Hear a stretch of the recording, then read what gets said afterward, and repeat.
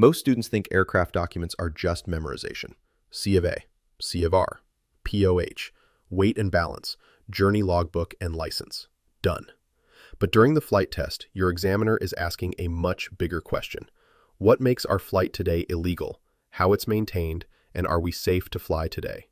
Because anybody can memorize AROWJIL, but strong pilots understand what each document actually proves and how it affects the flight.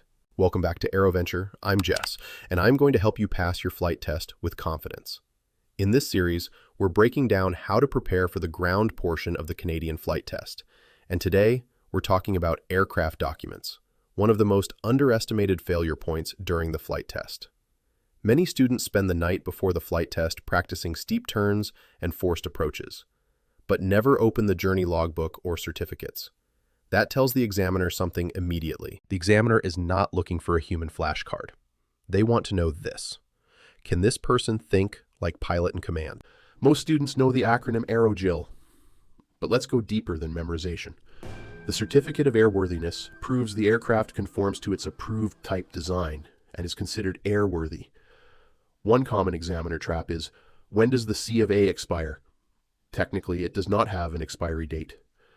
But it can become invalid when failure to comply with airworthiness directives, failure to do required maintenance at required intervals, any action against the POH, any minor or major accident, any snag written in journey logbook. Another questions frequently asked are, what is airworthiness directives, or what are some examples that contradicts the POH? Next, certificate of registration. It proves the aircraft's nationality and registration. The registration on the aircraft must match the document. And yes, the examiner may absolutely ask you to physically verify it, and also going to ask you what invalidates certificate of registration. The POH is not just a textbook. It is a legal operating document.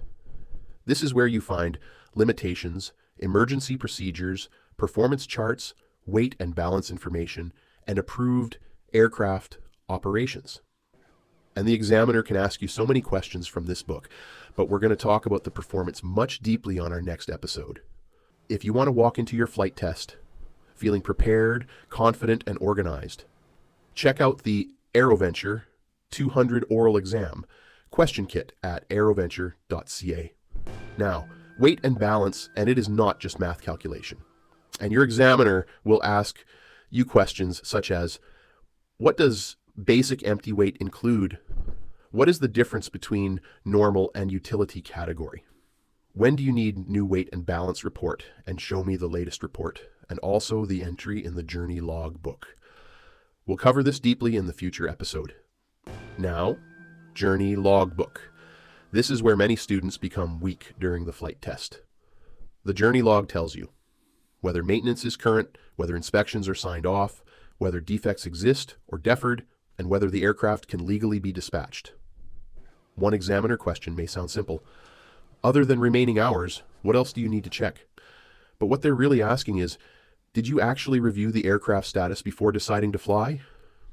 Many students check remaining time available carefully, but never check the detailed maintenance status of the aircraft. You should be able to point out any open defects, AAD maintenance, compass swung, ELT certification. This will make your flight test way easier. Read all the maintenance history in the journey logbook the day before you go to the flight test. Insurance is usually straightforward during training operations, but you should still know where it is kept and who the aircraft is insured under. One interesting question I got from my student's flight test was, is your examiner covered under the same insurance? If so, why? The examiner may ask, are your documents valid? That includes licenses, medical validity, photo identification, and recency requirements. You are the one who's responsible for your license expiry. All right, we talked about airworthiness and documents today. There are so many questions that can be asked about your documents during the test. Rule of thumb is knowing and explaining is different. Practice speaking out with your own word. That's why we made 200 Oral Exam Question Kit for you to have full confidence. Check the link in the description or visit aeroventure.ca. Next episode, we are going to talk about aircraft performance and why many students dangerously oversimplify it. This is Jess from AeroVenture. Thanks for watching, and I'll see you in the next episode.